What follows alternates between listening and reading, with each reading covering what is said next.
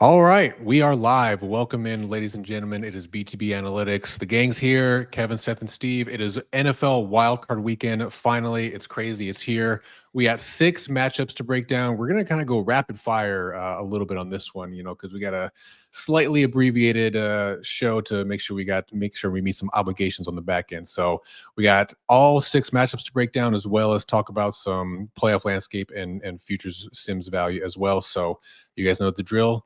Start the show. Give a damn about a hater when I feel like it. Not today, not today, not today, not tomorrow. Get out my way, please. I'm trying to get paid. Not today.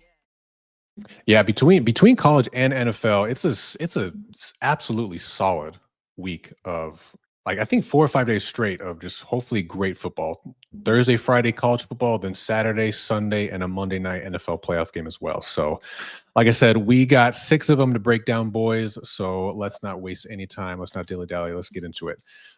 First one up on the slate.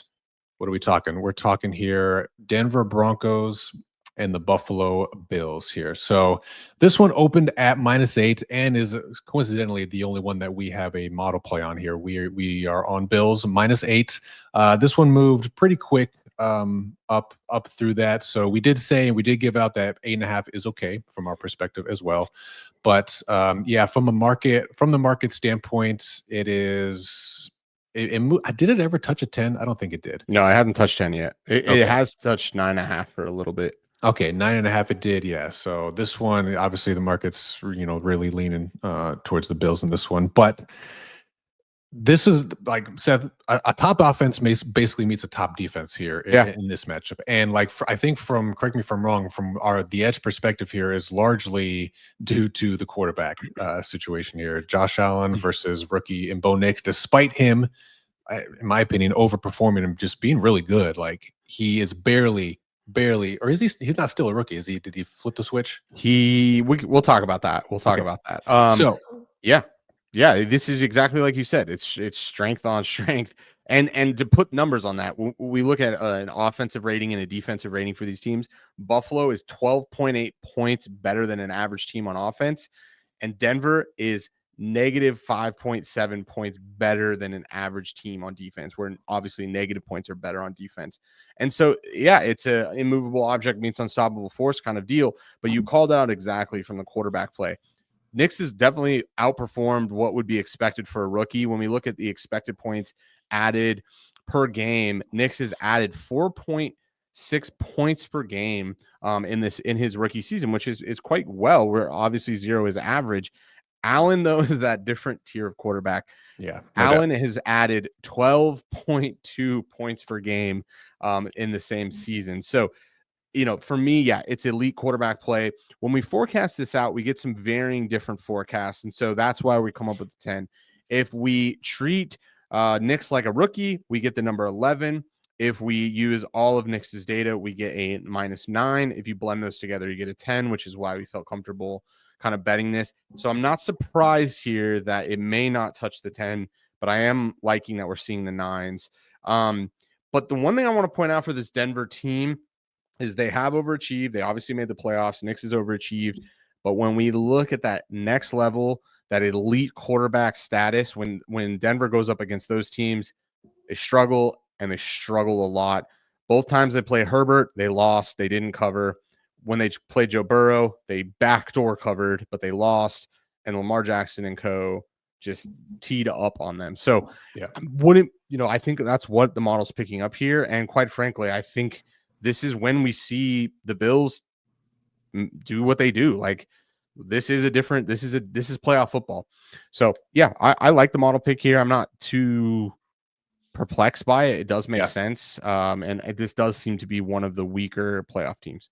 Okay. Yeah, Steve, I don't know. Do you think Denver has a shot to pull off a backdoor on us?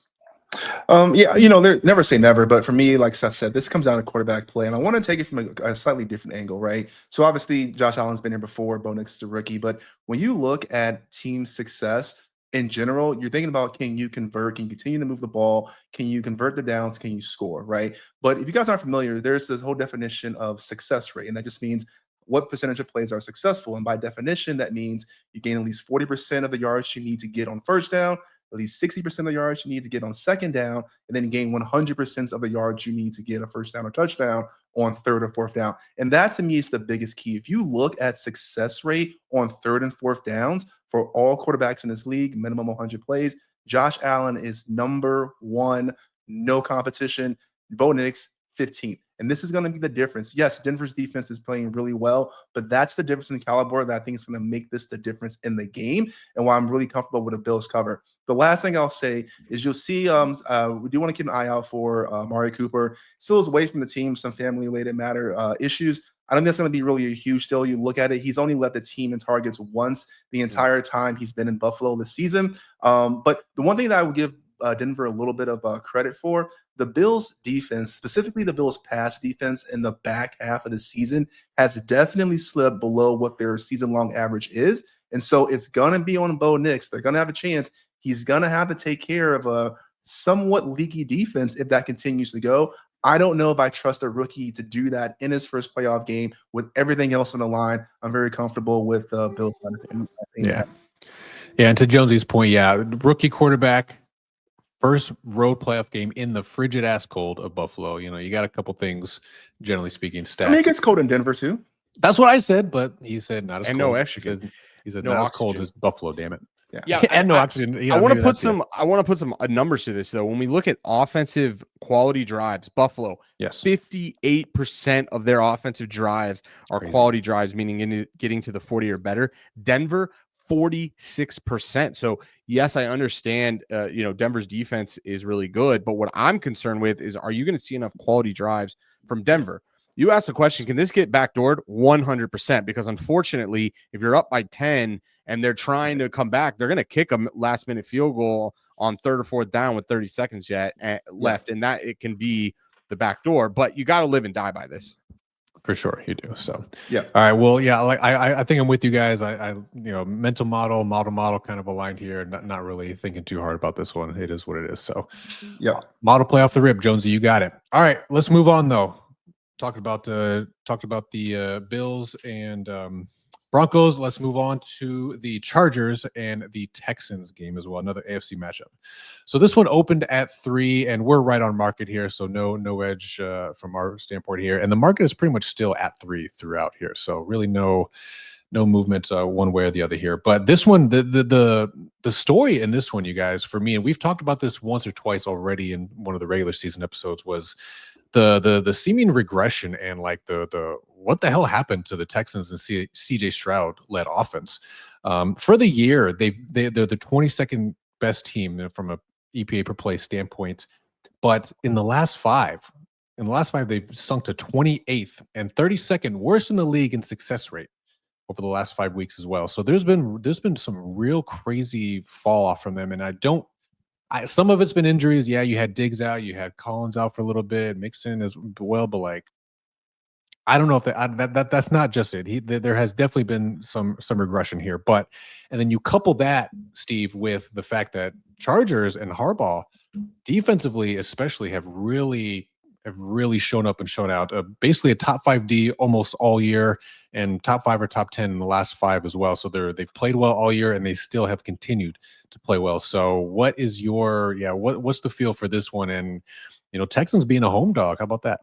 Yeah, I mean, we'll also add Tank Dell to that list. I mean, I don't want to downplay injuries. Look what Detroit's doing, but those are some significant injuries to a young quarterback. I don't think you can overstate the importance there. What I'm looking at though here is, this is gonna sound super like DJ and Broly, but just hold on with me, okay? Chargers are 10-2 straight up as favorites. Okay. Now, I'm not saying that because it's some trend bet you got to hop on and blah, blah, blah. The larger point here is the Chargers beat teams that aren't good, and they tend to lose to teams that are above average. You look at them, they beat teams like the Raiders, Panthers, Saints, Titans, and they lose to teams like the Chiefs, the Ravens. I'm going to throw the Bucs in there. I'm high on the Bucs. The one exception is they did lose to the Arizona Cardinals, right? And they beat the Broncos. So, but by and large, though, like, this is a team, like, they're going to beat up on teams they should beat up on. Texans are a team you should beat up on if you're the Los Angeles Chargers. If you look on the Houston side, they only have 1.5 great games all year. They beat Buffalo 23-20 in the Stephon Diggs revenge game. And then they had a hell of a first half against Detroit, and then ultimately came back and won by 3 and shut out because we were on the Lions that game. Otherwise, they don't have a win over a team that's finished above 500. So again, this is just, don't overthink this. In my standpoint, I think this is one where the Chargers have all the keys to success laid out against a Texans team that's rightfully reeling because they don't have the pieces to compete at a high level, given them being depleted all year. So am I saying 3 is a slam dunk? No, I do think this is one, admittedly, I'm going to drunk bet on Saturday for damn sure. But yeah, I think the play is there, but no play for us officially. Okay, Can I help Drunk Steve a little bit? Houston minus 4.8 points on the offensive rating. This is a team that is negative 4.8 points worse than an average team. I don't think any of us would have thought that after the season Stroud has had. Chargers only 1 point better than an average team offensively, but both of these teams really good defensively. And I think that's the only thing that's gotten Houston here. Negative 2.6 points better than an average team for Houston, negative 2.7 points for the Chargers. So very, very similar there. And again, the quarterback play has been the differentiator here. And to put numbers on that, Stroud, negative 3.6 points added per game.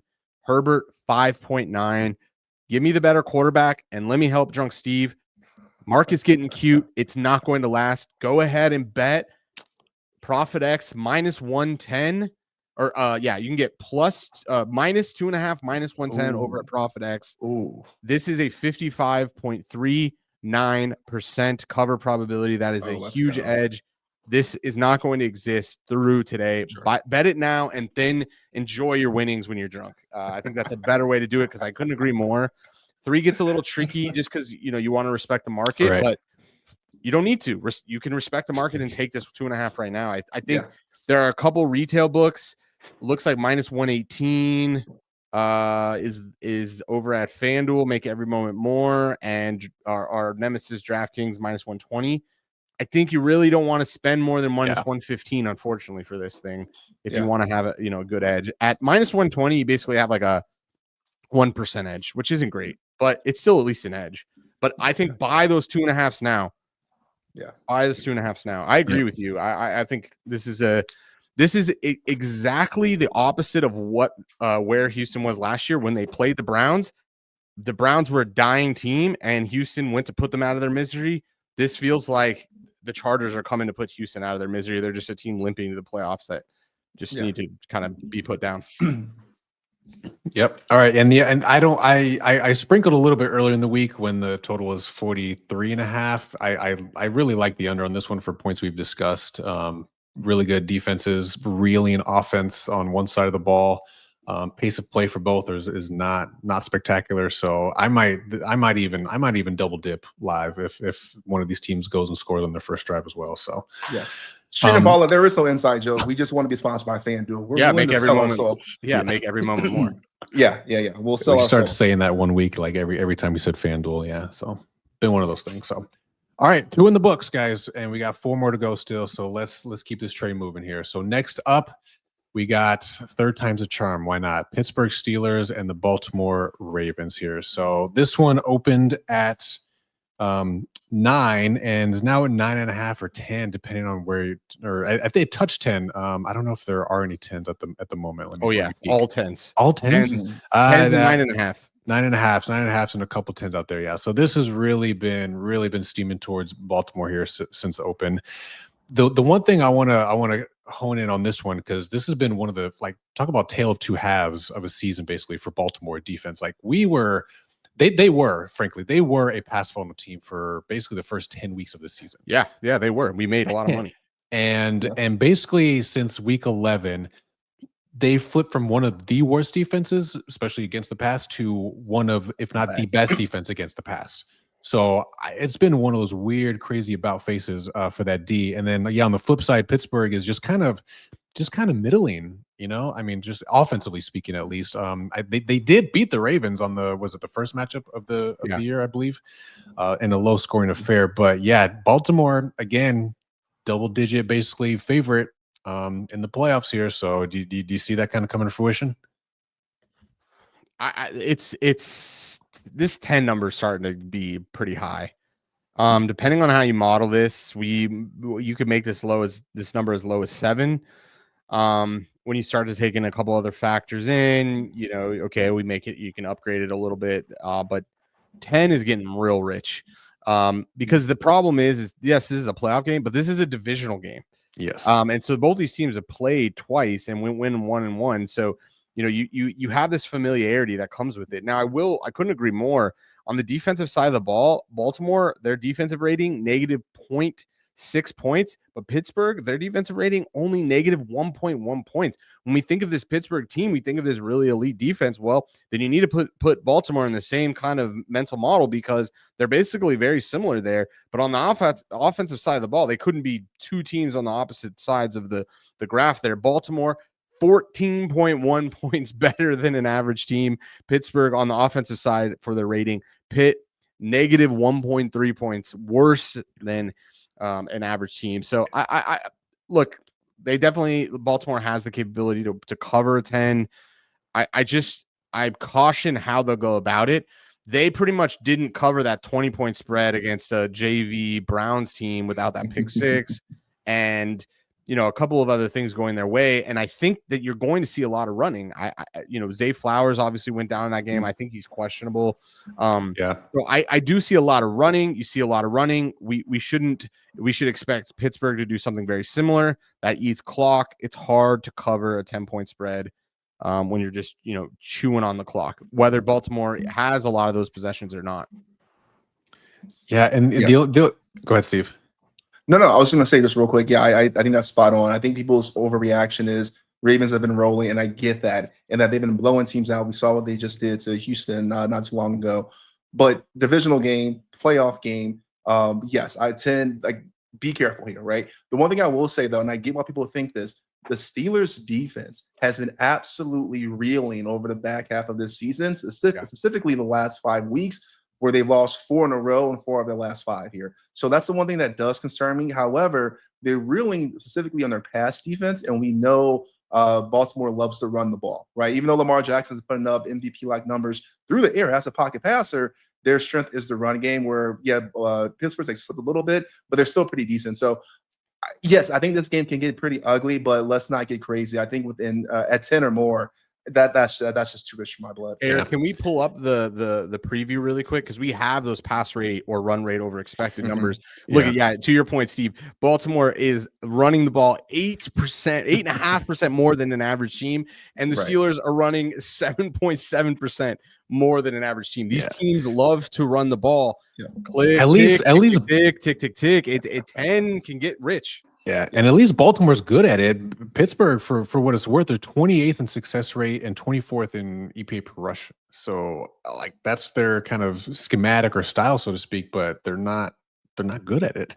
And let me give you the biggest, most compelling reason why 10 is in my mind getting too much. Baltimore, of course, they could be a very potent offense, but when we look at their ECHL rate, quality drive metrics, how many of their drives are getting to the 40 or better? Baltimore, 48% of their offensive drives are resulting in an ECHL. That's the same for Pittsburgh. They have to be perfect with every single one of their possessions to cover a 10. You get a couple of field goals, which we saw them do against the Browns.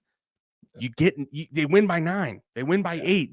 They win by 6. They win. I think, Baltimore probably wins this game at an insanely high rate. There probably is more value there than the spread. But when we're talking 10, caution. Yeah.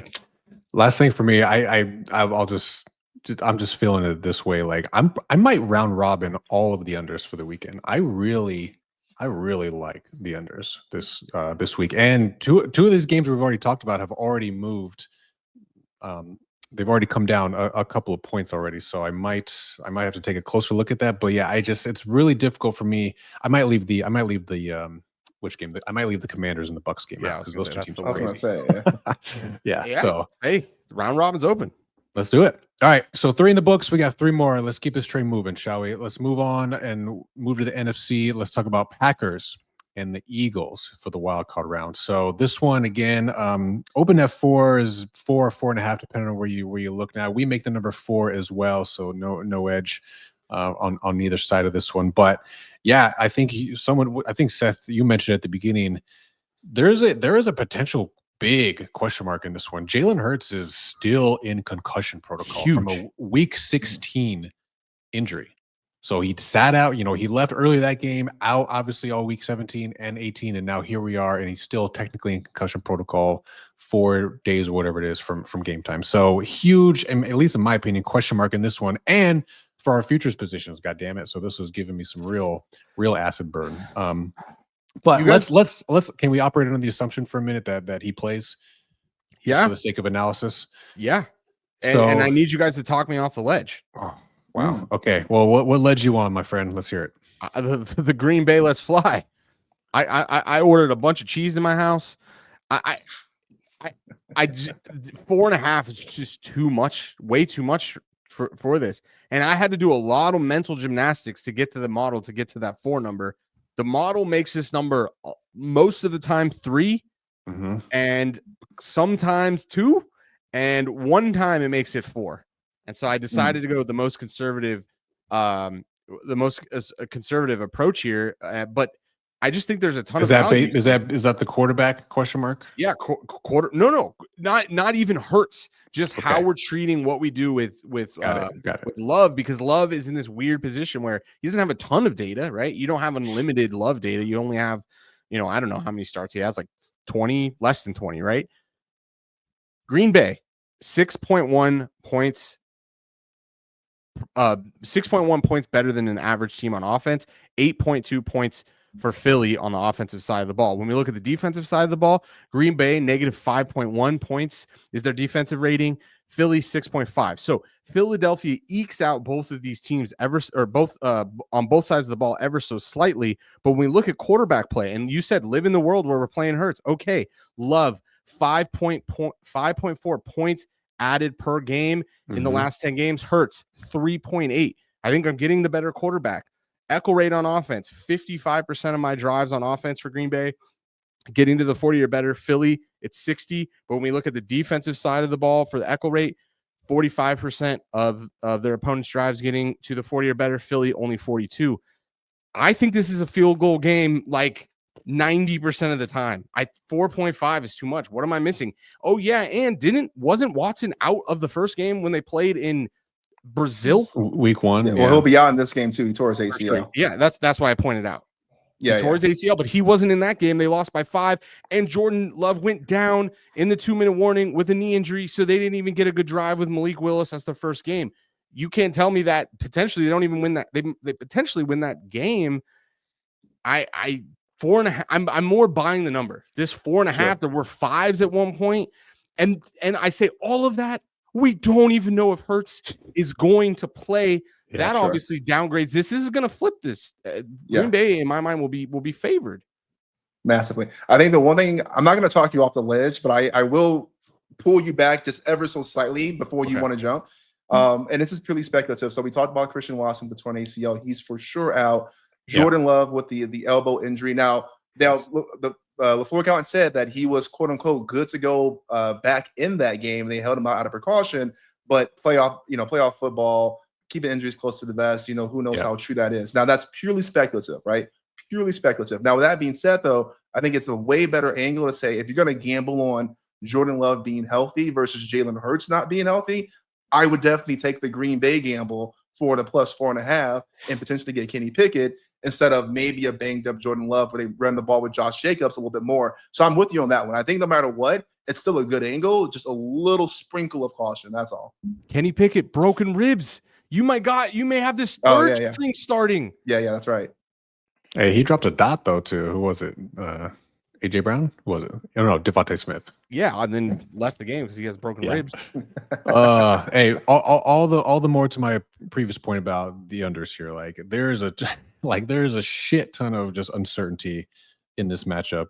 Strictly from the injury perspective. But Seth, I can't. I wish I could. I guess I'm there on the ledge with you. Is what I'm trying to say. Like the Phillies' future, the plus 1,500 to win it all, is only worth about 125% of the initial investment. So cash that thing out and put it all on Green Bay. Profit X, use code BTB. You can get a +5 minus 104. You might. Yeah, sounds like you are. I might get real ignorant. That's what it sounds like. It sounds like your brain gets switched off from like model mode to ignorant mode. That's what it sounds like. Okay. To be completely transparent, a lot of this is because if we were to model this in a non-playoff way, it would be telling us, it'd be screaming for us to take Green Bay. We make the number +2.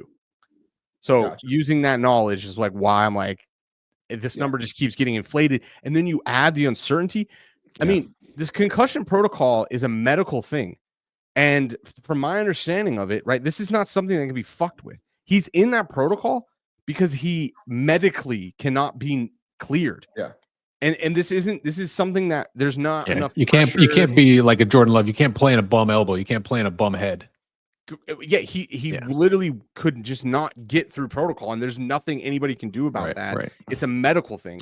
Versus, he could go out there with a bum, bum throwing arm for Love, but at least he can go out there. Hurts literally could not make the field here, and there's nothing anybody can do about that.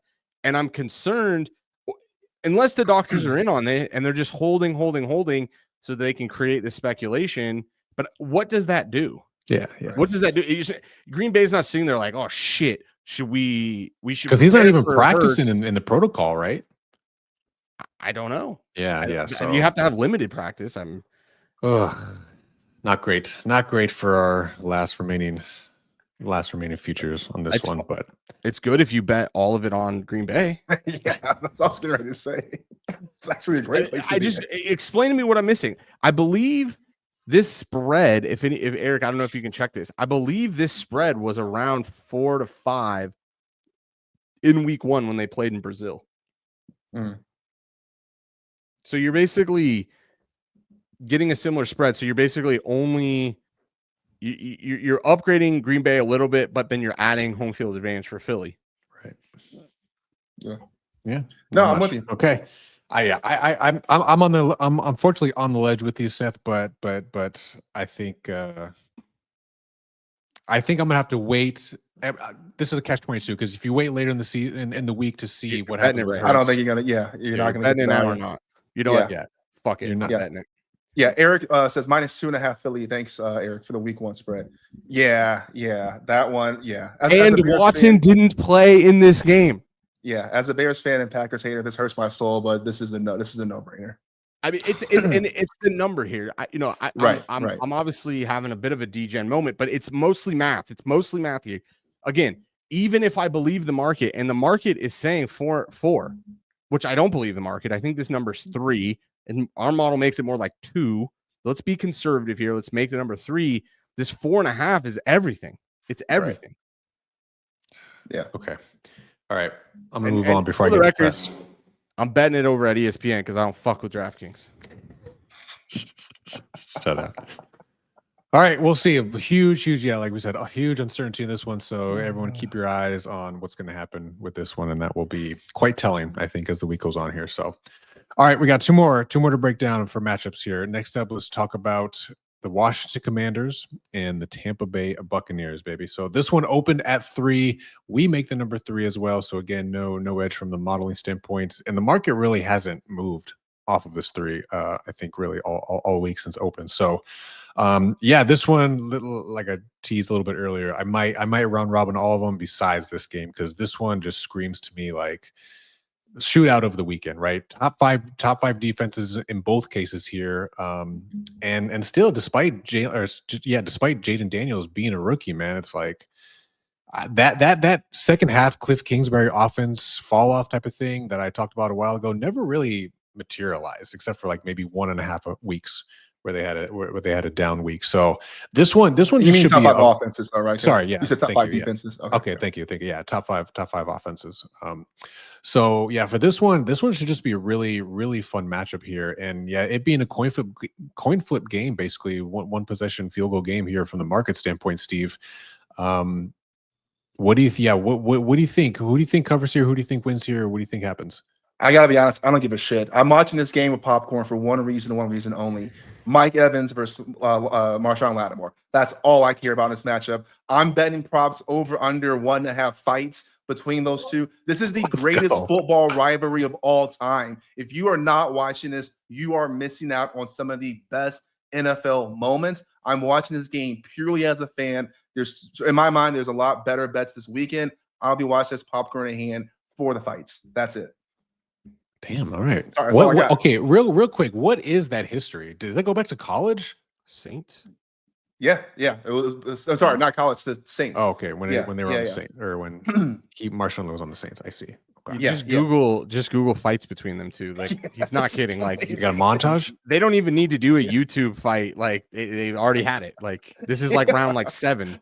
Yeah. It's just because of the divisional rivalry. I don't know. Somebody said something about somebody's mama or something. I don't know. Well, so what's your angle then, there, Steve? Like who's got the best of that matchup? No, I mean, technically, I think you got to give it to Marshawn. Because here's the thing, like Mike Evans, like he's normally a cool, calm guy, whatever. He just crashes out. And Marshawn he has his number. I don't know what it is, but he has his number. And Mike Evans come out, he said this in interviews. He said, like, I've got more mature now. I've got to be better about this. I let it get to my head. So I think you got to give the mental edge to Marshawn. But the crash outs are top tier. Top tier. Yeah. He's gotten ejected. Mike Evans has gotten ejected. Yeah. Which all plays into my angle here. Okay. We talked about it a couple weeks ago. Let's talk about some of the numbers. Tampa Bay offensive efficiency numbers, 7.2 points better than an average offense. Washington, 9.6 points better than an average offense. And then defensively, these teams are basically identical. About 1 point better than an average offense, or worse than an average offense on defense. But this is where I think Washington actually has the upper hand here. Steve's already talked about this angle defensively with that late addition in the season at the trade deadline for a familiar cornerback that can guard him one-on-one, which is going to be a big deal. But when we look at their numbers for quality drives, Tampa Bay, 55% of their offensive drives result in a quality drive. Washington, 60%. But we talked about this with Tampa Bay when they played Carolina 2 weeks ago. Defensive echo rate. What is the rate at which they give their opponents a quality drive? Tampa Bay, 57% of their defensive drives result in their opponent getting a quality drive.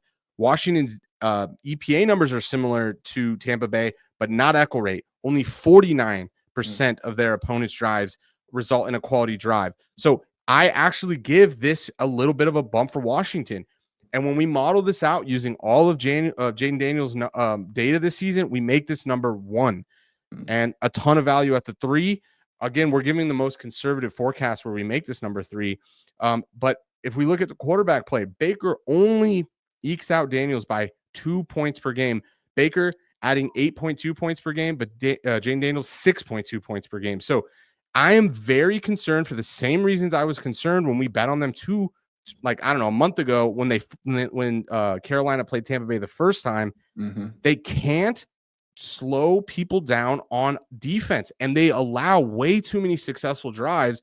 Oh yeah, that's a Carolina offense that is one of the worst in the league. This is arguably a top 5 offense in Washington. I am very concerned that every drive is going to result in points, and I am not sure we saw it. Tampa Bay isn't set up to do that. They can, stutter a bit. And then you've added the angle there. What if we get a lockdown there on Mike Evans? And Mike Evans is nowhere to be seen in this game from a familiar foe that's played him multiple years and has locked him down, has gotten into his head. Yeah, I mean, get your popcorn and also bet Washington +3, I think. Money line even? Take the angle? Take the over, it sounds like. Damn. Well, I haven't modeled that. So I know, can't but that as much, but yes, I mean, because what was it? Was it just last week or 2 weeks ago where basically they went back and forth with Carolina and they had like 90 points scored in that game or whatever, and that was against literally the worst defense in the league. And Washington isn't the worst. They're bottom 3rd for sure, but they're, to your point, Seth, probably just good enough to keep a couple of those drives to field goals. Whereas I don't know, man. You look on the flip side of it, though. Tampa Bay's defense, still generally speaking, a top 10 D. And like, what are some of the defenses? What has Washington done in the games where they face good defenses? Tampa Bay is not a top 10 D. I don't know where you're getting that in EPA per play. Yeah, but any metric. Yeah. I'm looking at offense. I'm sorry. You're right. Okay. Yeah, I was gonna say you might be looking at our database where there's only 10 teams in there. Yeah, no. They're a bottom 10 team. The Tampa Bay's defense sucks. This is not Tom Brady's Tampa Bay. No. This is a really efficient offense and a to mid D, yeah. Like to the lower end of the defense. And I think Washington is playing just ever so slightly. Honestly, Washington is just like the little bit better version of Tampa Bay. I'm really concerned here that Tampa Bay's defense is just 57% of opponents' drives result in a nickel. Yeah, that's crazy. Only 50%. So even if it comes down to one possession, which these playoff games very well could, +3 is great. Now you're going to push a ton here, 4 to 5% you're going to push, but you ain't losing. It's hard because I'm not going to bet this, and it's also hard because the best numbers over at DraftKings make every moment worse. But you can get a +3 -105. That's a good bet in my opinion. That's a good bet. Yeah. Okay. No official. That number +3 -105 does not exist. It's either a 3 -110 or this thing is moved through the 3 to 2.5. Yeah. Okay. So no official. Yeah, you heard it. No official play from the model standpoint, but hopefully some relevant and useful nuggets there throughout that conversation to maybe you'll take some action. But Rattler and the Saints had success against them. They were losing a game that they had to win. That's true. Yeah. Not a good look. You're right. We'll see. All right. Yeah, I like it. Yeah, like I said, I probably won't touch it either. But if I had to, I'm coming back to this conversation. I'm going to refresh my memory and then probably hammer. Or I'm just take notes. Washington +3. All right. We got 5 in the books. Nah, I don't want to get cute. Or maybe I will. Fuck it. It's the round robin. We'll see. All right. Last one for the wild card weekend. Again, it's going to be a fun weekend. Let's talk about the Monday night matchup. Minnesota Vikings at the Los Angeles Rams. This opened at -2 in favor of the Vikings, and really you've seen some buying towards the Rams on this one throughout the week. So really 1.5 or 1 throughout. I think I saw some pick'ems earlier as well. Pick 'em at Circa. Shout out. Okay, so yeah, I don't know if the market is overreacting maybe to what transpired last week against Detroit, Steve. But I heard some rumblings and kind of the scuttlebutt, especially on Twitter, was about sort of the Sam Darnold effect or fall off, so to speak. So given that the market has done what it's done to date, what do you anticipate happening in this one, and who do you think wins? Yeah, I mean, I'm kind of surprised here. I got to be honest here. It's one of those things that I've talked a few times about how you have some of these teams who have done something all season long, and then in the last 5 weeks, last 10 weeks, you kind of see them sort of regress here. And I don't really know if you can peg the Vikings with that same sort of issue or concern. Now, certainly LA is a team on the rise, right? I mean, from where they started to where they are right now, they've kind of had this mediocre run. And with the Bengals being out of the playoffs, they have the best sort of comeback story potential of the NFL playoffs. But yeah, I mean, look at this number at -2 here. The Vikings have better offense, better defense, better pizza Papa John's. I don't really know, where the market support is. So, I mean, Seth, am I kind of completely misreading this? No, epic stuffed crust. You can get it. It's delicious. I mean, we got a world-class model. I mean, we're basically seeing what the market is saying about our model, which is, we make this game pick 'em. I would suspect what you probably saw here is a bunch of money coming in on the money line on Vegas, and that just is forcing the spread to get cut there. That's what I suspect is actually happening. I mean, these teams are very, very similar. Minnesota 3.4 points better than an average offense. LA 1.9 defensively. This is where Minnesota has a bit of an edge. -5.3 points better than an average offense. LA 2.5 points worse than an average defense. But when we look at quarterback play, Stafford 7.5 points added per game. Darnold 7.6. These quarterbacks have played pretty damn near the same season. Now I will say, LA, which is what I think the model is picking up here, has a much better echo rate. Specifically, I'm sorry, Minnesota has a much better echo rate for offensive side of the ball. 55% of their drives resulting in a quality drive, i.e. getting to the 40 or better. LA only 49%. And then on defense, LA 51% of their opponent's drives resulting in a quality drive. Minnesota only 45%. So it's a coin flip game. There's really no, I get the directionality of this. I won't be surprised if it closes somewhere around this. You are getting a little bit, it does seem like they played earlier in the year and Rams won, right? I mean, and they won kind of convincingly. You had the whole controversial face mask situation. Oh, yeah. But you kind of feel like you're getting a little bit of the most of the season we would be talking shit about the Rams and their experience, but is this where Stafford and co have kind of been there? They've done this before. They kind of have played in these really big games, and is this where Darnold regresses and is kind of becomes the quarterback everyone thought he once was? And yeah, I don't know. I hope he continues to prove everybody wrong. Just to the curtain, our model liked Detroit in that game last week. So from a modeling standpoint, their divisional games, the Lions are really, really, really, really good. They are not the same team as the Rams, and they had an insane defensive performance. The Lions did. I don't know. In fact, I do know you should not expect the Rams to be able to hold Minnesota to however many field goals in the red zone, and the 10-yard line specifically. So I don't know. This is a coin flip for me. I'm staying away, but I'm not surprised by this early move.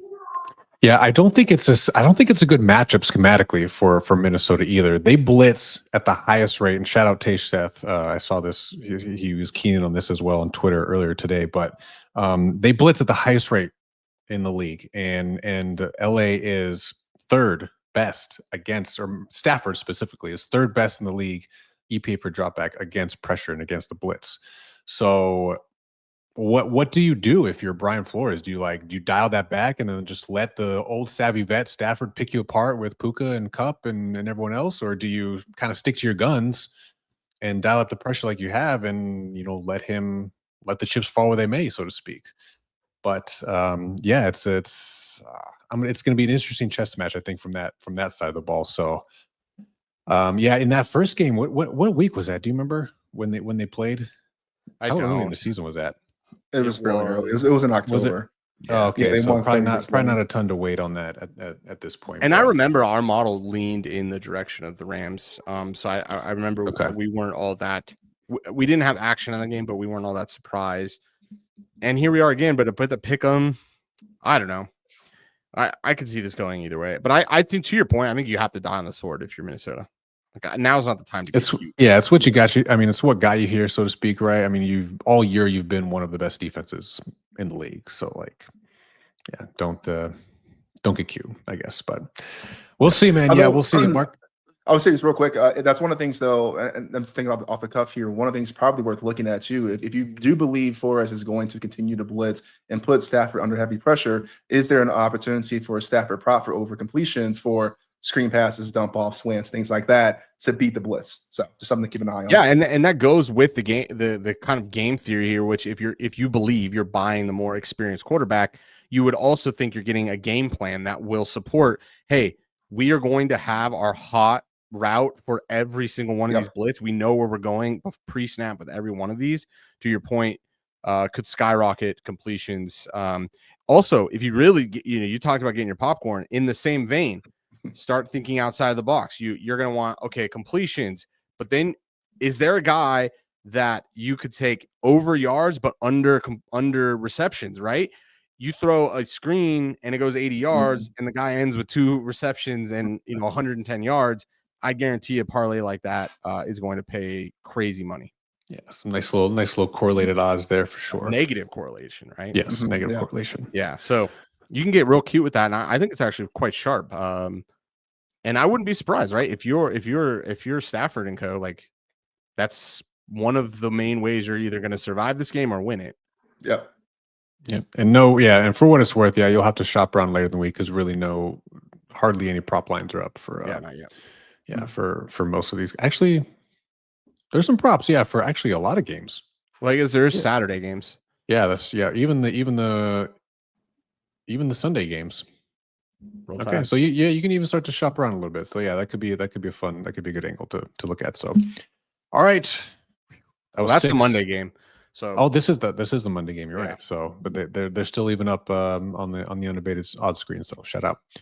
All right, so that was 6 matchups in the books. Going to be a fun 3 days of matchups. Let's hit zoom out a little bit, just real quick. Talk about the playoff landscape, and then talk about maybe some sim futures value odds and all that. So here is our world famous landscape graph here. Offense on the x-axis, defense on the y-axis. This is obviously only the playoff team, so the scaling is a little maybe misleading, if you will. It's not like LA has a shitty defense per se. It's just of the playoff teams, it's technically the worst on a per play basis. So I guess, guys, Steve, for you, like, are you rolling with anybody in terms of who you think has the best shot to win it in their path, other than the number 1 seeds with the Chiefs and with the Lions here? NFC, I'm definitely going Lions. I think there's too much to kind of overcome that, and they've done so much with so little, with all the injuries they have there, and then potentially getting Hutch and some other players back if they make a deep run. The story's so good there. He Then the might come AFC back for real. Yeah. No, it may be a long shot, but yeah. Wow, Yeah. I didn't realize that. Okay. Yeah, and Damn, same thing with that's crazy. Montgomery. And then from the AFC standpoint, I think there's a lot more chaos that can happen there. I do like the idea of a Ravens deep run here, but we'll see. Okay. All right. Seth, any from you before we hit the futures? Well, let's pull it in. Let's pull it in, Okay. because I have on that also like the market numbers as well. So you could see I have it sorted by basically highest chance to win the Super Bowl. So to Steve's point, Ravens are up there, Bills are up there, and the AFC Lions are number 1. Yeah, and I've done it, baby. Shout out Detroit versus everybody. Let's go. Lions NFC champs plus 130. You can see 3% value. I have bet it. All of these numbers are provided by FanDuel. Make every moment more. They pretty much have the best number on a ton of these markets, so I just ended up going with them for all of them. Yeah, so I'm going to be a Lions fan here for the playoffs and the NFC. I think this I don't know what's going to happen to the Super Bowl, but I do think they make it. You can see there's equal value on them to win the Super Bowl if you want to be all the way backer. The one thing we talked about it. We're on the Bills for this spread, but you can see there the Sims really like this long shot Broncos team, and is at plus 3,000. Is this a little enticing?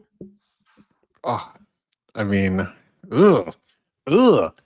Yes and no. Like, yeah, you look at plus 3,000, and it just always feels sexy to you, right, in your bones, right? But Plus 10,000 to win the Super Bowl. I know. Then you kind of peel back the onion a little bit on it, and the more it stinks, in my opinion. Okay. Do either of us have any relative degree of confidence that either the Broncos or the Texans make it out of the first round matchup? I don't think it's probable, but like you basically you knock off the Bills, your probability is gonna like skyrocket. And we've seen the Bills struggle. We saw them struggle with against Mike White in the Miami 2 years ago, or was it last year? I can't remember, but I can't remember. We've seen them struggle. I don't know. I thought some of these sim teams were interesting. Same with Houston. Do you feel equally the same about the Broncos and the Texans? No, I mean, the odds are the same basically. I'd prefer to have the Broncos, to be frank with you. Yeah, for sure. The Houston Texans are in the playoffs just because of math, basically. Like they're not they're not a good team. They are just in a specific conference that allowed them, that was dog shit, and they were the least dog shit. This is a team that it's begging to be put down. So I think I'd rather have the Broncos. All right, fair. But I'm not a big long shot guy. So Yeah, I'd almost rather take the plus 280 Ravens to win the AFC. Mm. Even though it's Okay. less value, it happens more often. Right. Yeah. Sure. I mean, yeah. At this point, we talked about the Eagles earlier as well, and potentially just moving out of that position altogether. Yeah. I like this a lot to get them to win the conference. Still at plus odds for the Lions. Like, I'm definitely going to have some 130. positions on that. Plus For 130. sure. I already bet it. I bet it, Yeah. baby. Yeah, good for you. So, okay, yeah, this is good. This is good. We'll see. It's gonna be a fun 2.5 days or whatever of games. So, really excited to see what happens. Playoffs are here. We'll be back next week talking about the divisional round matchups. So we'll see for the first time the Lions and then the Chiefs again back in the playoffs. So yeah, it's gonna be fun, everyone. Appreciate you guys all hanging out with us. We got to dip some obligations here right after the fact, but appreciate you guys tuning in. Seth, Steve, has been real. To everyone who's tuning in, thank you for being here. Don't forget to like the video, and if you're not already, tell your friends and subscribe to the channel. Hopefully you guys are getting some good value out of these conversations and out of these angle matchups and everything that we discussed. So look, yeah, I actually just want to point that out. They are getting real value. You had a profitable football season. You're welcome. Your first ever betting profitable season, making smarter bets with us. So make sure you're giving us a like and a follow there, and we'll continue to give you more and more smart and intelligent bets and give you value week to week. Close out the season Yeah. very strong. It was good. That was good to see. I think yeah. we finished what was the dude, the new calculator app on the just right. It's like 44.9. It's right under 55. Okay. Yeah. Right at 55% basically. So, and relative to last year, just real quick, because we talked about it on the college show, exactly 55%. Yeah. So last year as well, 46 and 37. This year so far, a couple bets maybe pending, 40 and 33. Last year again, yeah, you said a 55% win rate. So consistency is key, my friend. We know you know what you're getting. All right, boys and girls, appreciate you guys being here. Seth, Steve, until next week, we'll see you guys. Yep. Peace. Enjoy.